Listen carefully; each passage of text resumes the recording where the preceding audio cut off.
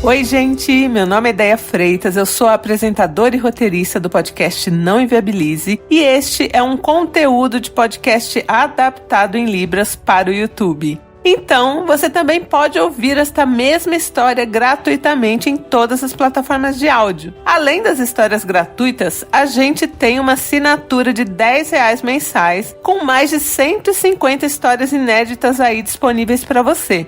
Assinando, além de receber uma história inédita por dia de segunda a sexta-feira, você ajuda a gente a continuar com este trabalho de transformar as histórias em Libras para que as pessoas surdas também tenham acesso ao nosso conteúdo. Eu vou deixar o link da assinatura aqui na descrição do episódio. Se inscreva no canal, já deixa o seu like aqui na história e avisa todo mundo que agora estamos no YouTube.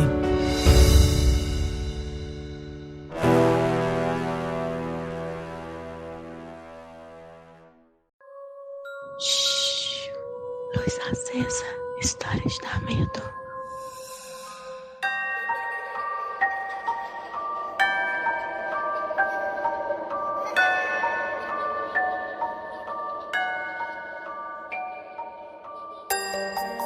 Oi, gente, cheguei e hoje eu cheguei para um Luz Acesa. Hoje eu vou contar para vocês a história da Jaqueline. Então vamos lá, vamos de história.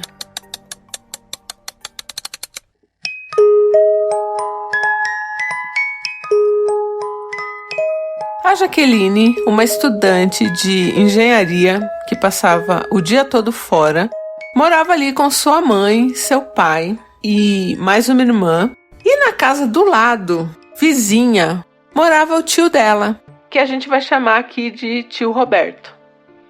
O tio Roberto teve um AVC grave e estava internado. Então, assim, a família se revezava para ficar com o tio Roberto.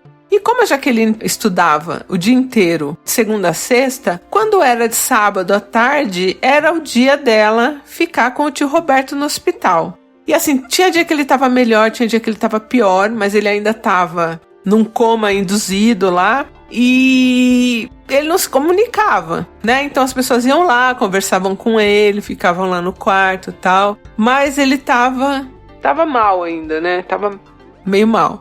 Sempre que a Jaqueline chegava da faculdade, ela perguntava ali pros pais, né, como tava o tio Roberto e tal, e ficava sabendo ali pelo boletim de como ele tava, enfim, né, passava. Ele tinha um convênio bom, então, né, isso ajudava muito também. E no dia seguinte ela acordava antes de todo mundo, tipo 5 da manhã, e ia pra faculdade, que ela tinha que pegar um ônibus fretado, era longe, enfim, um trampo.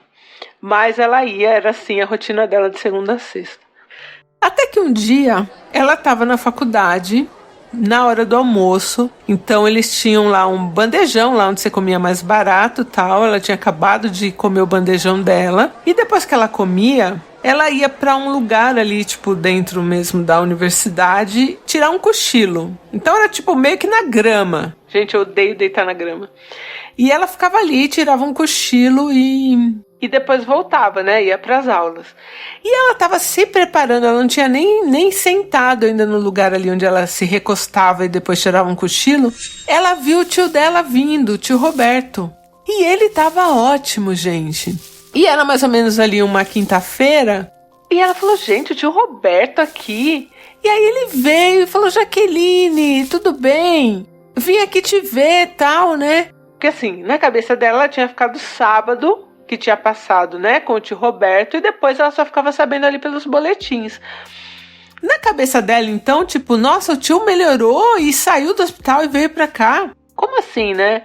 E aí, ela começou a conversar com o tio Roberto falou que ele tinha melhorado e que ele tinha saído do hospital aquela manhã. E que como era muito cedo, ninguém tinha ido buscar ele, então ele lembrou que a Jaqueline estava lá na faculdade e ele foi até a faculdade para falar com ela. Porque antes dele ir para casa, ele tinha umas coisas para fazer e que ele precisava mandar um recado para a tia Cida, né, para a esposa dele. E ali a Jaqueline conversando com ele, falando, tio, então, você não quer comer, tal, tem o bandejão aqui. Ele falou, não tô com fome, não. E ele estava bem, ele estava ótimo, tio Roberto. E qual que era esse recado para a tia Cida? O recado era que os documentos que a tia Cida estava procurando estavam embaixo do colchão do quarto de hóspedes, entre ali o estrado e o colchão.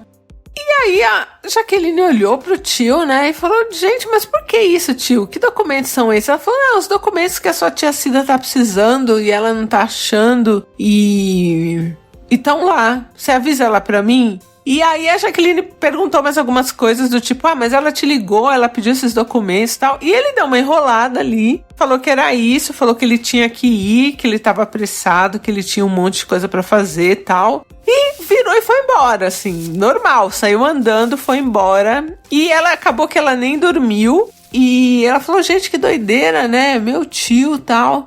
Era uma época ainda pré-celular, então ela não tinha como ligar na hora, não ia no orelhão. Orelhão, eu já expliquei aqui, é um telefone público assim, que parece uma conchinha, que fica na rua, pra quem não sabe. Na época ela, né, não ia até o orelhão pra ligar só pra mãe dela pra falar isso. Ela falou: bom, a hora que eu chegar em casa, eu falo pra tia Cida que esses documentos que ela tá procurando tá lá, né, no colchão, nananã. E passou.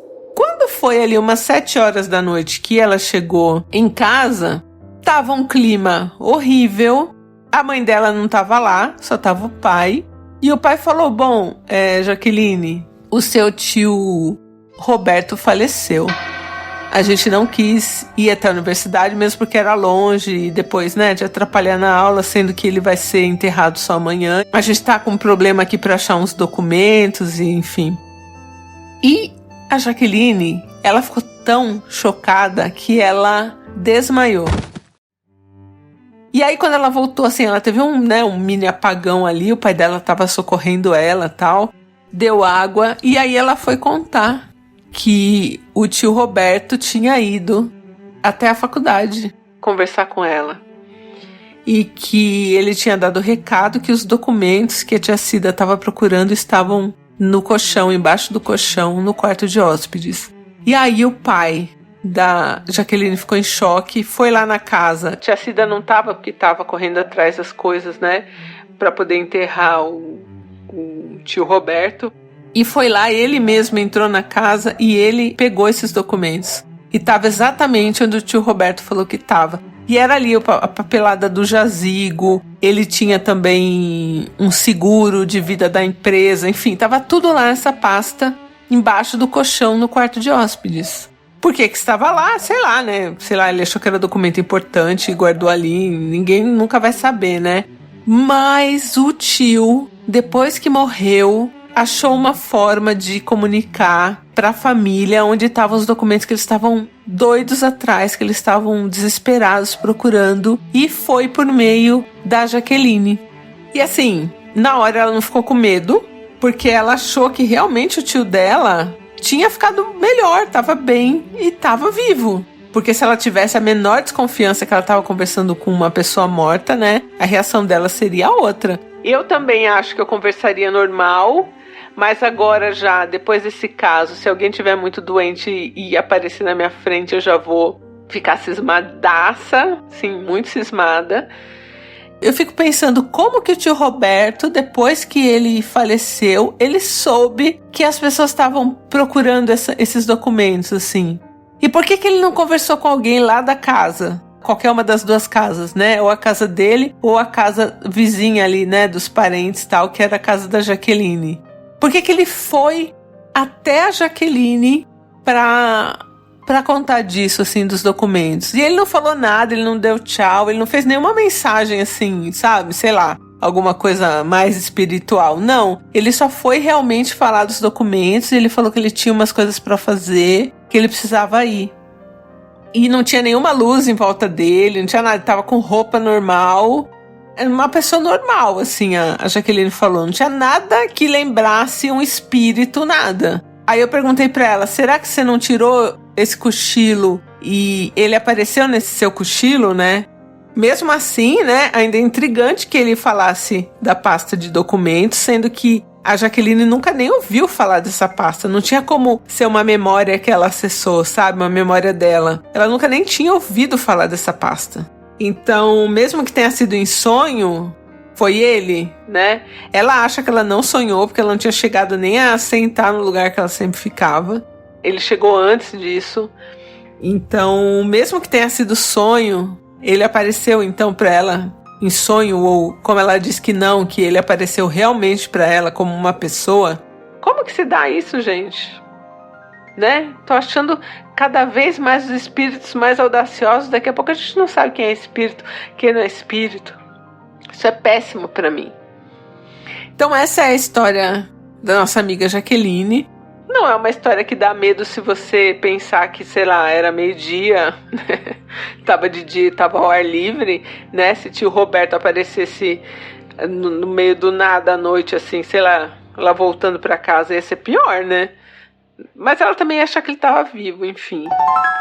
Oi, gente, boa noite. Meu nome é Amanda e falo do Rio de Janeiro. Eu já tive uma conexão assim com um ente querido que eu perdi. E eu não sei nem explicar o que eu senti, assim. Foi muito absurdo. Eu sonhei que a pessoa tinha falecido. Ela apareceu no sonho pra mim, conversou comigo, me preparando. E aí, quando eu acordei, eu tinha recebido a notícia que a pessoa tinha falecido na madrugada do dia que eu dormi.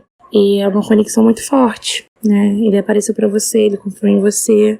Essas aparições não acontecem pra todo mundo. Então, eu espero que você se sinta acolhida, né? Me sinto muito pelo seu tio. Mas que bom que ele apareceu pra você, senão que ele confiava. E é isso.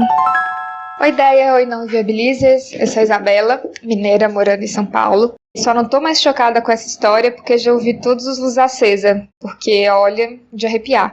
Eu tenho uns palpites para as perguntas da Deia. Eu acho que o tio Roberto já sabia que precisariam desses documentos, porque são documentos padrão, que todo mundo precisa quando perde um ente, então precisa do seguro, precisa dos documentos dele, da documentação do jazigo, etc. E eu acho que ele recorreu à sobrinha e não ao resto, porque ela era a única que não sabia que ele tinha falecido, né? Então ela era a única que não faria alarde, que não ficaria chocada e que não sofreria ainda mais com a perda dele. Porque não faz bem para a pessoa que está desencarnando que as pessoas sofram e lamentem muito a morte, senão ele não faz uma passagem tranquila. Então eu acho que foi por esse motivo que ele apareceu para ela. Um abraço.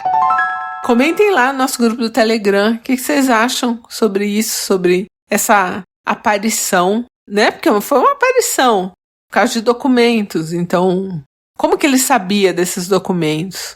Ele já morreu pensando, poxa, deixei os documentos lá, foi um vacilo? Ou ele captou a energia das pessoas procurando os documentos?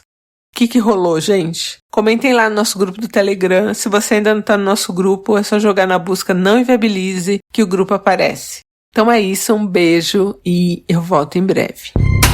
Luz Acesa é um quadro do canal Não Inviabilize.